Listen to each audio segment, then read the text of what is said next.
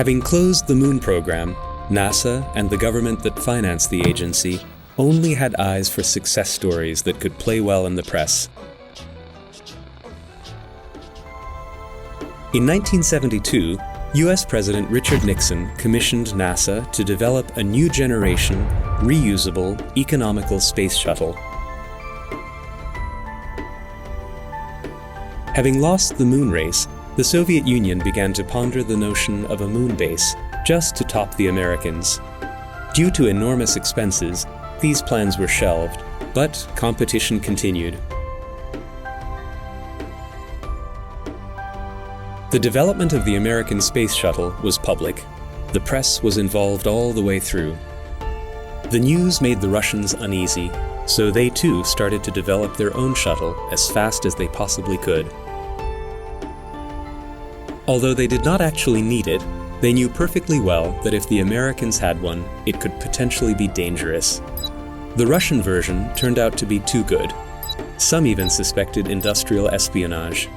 While the US carried out a total of 135 missions with their shuttle, the Russians only had one, which was no more than an unmanned test flight. The Cold War space race was only seemingly over. In reality, it continued and even escalated.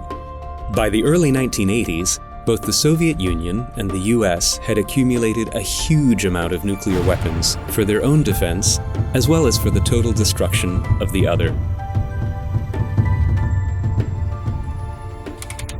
Both powers were aware of the doctrine of mutual assured destruction.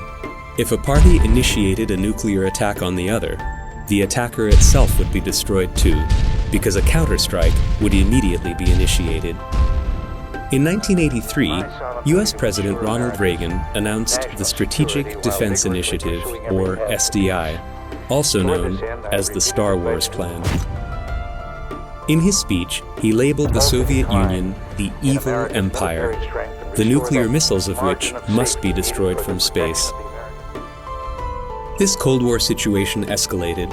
As a result of the Star Wars Plan, both parties began to spend a fortune on weaponizing space. These forced military developments sped up the breakup of the Soviet Union, which had already been heading towards economic collapse. In 1991, the Soviet Union formally ceased to exist, thus putting an end to the Cold War. Numerous cosmonauts had lost their lives during tests in this decades-long forced space race.